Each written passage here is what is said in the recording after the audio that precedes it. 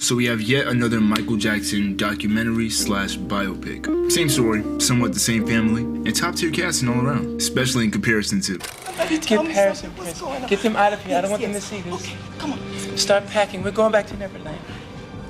So how was the movie? But before we get to all that, this video right here, this one you watching, sponsored by KingJayT, an uprising artist really making his presence felt through music. KingJayT has all the available tools to make it within this industry, and probably any other industry in existence if we're being honest. So do me a favor and check out his YouTube page, check out his Instagram, which may or may not have recently just gotten unbanned by the way, and stay tuned because he's preparing to release something very special by the end of next week. So, well, this week actually. I'm looking at my things. It's actually this week. Now onto the video. So off rip, this movie's beautiful. And of course we're starting off with the pros here, but the cinematography is just fluid. From the age progression transitions to the VFX effects. Right, I said that right. You can tell this was handled with a lot of precision. And then we got the storyline, or if you want to say, the plot. Now when I first peeped the movie was over 2 hours, I was a little concerned. I'm not even going front. Because I'm thinking, alright, there's going to be filler moments. It might be a little slow. It might be a little, stagnant, boring at some points. But to my surprise, the filmmakers used every single second of this movie to tell Michael's story without really missing a beat.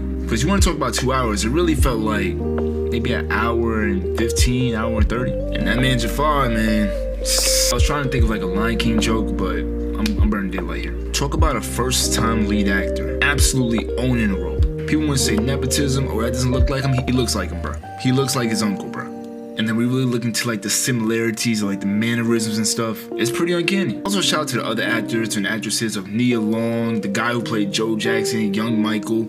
Killed it. But the bad. Why wasn't Janet Jackson in this movie? I get it, she's one of the youngest. She didn't really have much of a prominence to the Michael story until maybe like later on around the Scream era or some point in the mix of that. But you telling me you couldn't met her at least? You couldn't show her at that little dinner table. I get not putting Rebby Jackson in cause, come on. But then also what happened with the Diana Ross debacle? They said legal issues, but was it like the licensing? Was it the way she was portrayed? What we talking about here? People not too fond about Diana Ross. She was leading a nigga on, bro. But if anything, maybe they could work out something so that's in the DVD director's cut or something like that. As well as any other deleted scenes that just didn't make the final cut. I'm gonna give it a break. It's 2 hours. It's a 2-hour movie.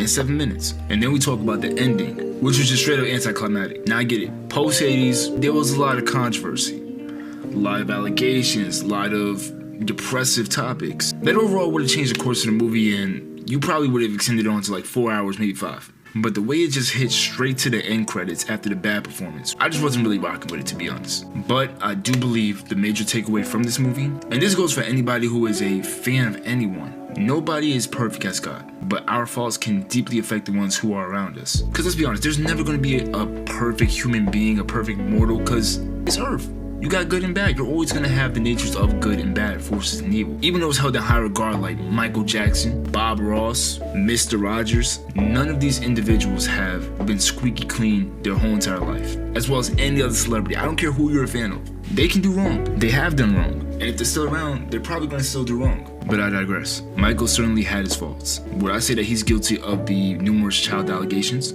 Personally, no. A lot were disproven, a lot were made up, and taken out of the context of the mindset that he was in. Being rushed into adulthood without having a childhood, watching that happen to somebody similar, not Michael Jackson, but somebody similar, it's very unfortunate. And it's a rare thing, but it definitely makes for some odd attempts for those who are trying to like rekindle or get past that hurdle of something that they never had. It's like a midlife crisis, but a lot more weird if we're putting in that retrospect. But that's my thoughts, and we can open the comments for discussion. Let's boost this video up with some conversation. And without further ado, Shimon. I was waiting for these glasses to drop. I thought they were gonna like fall down. I'll just pull it down.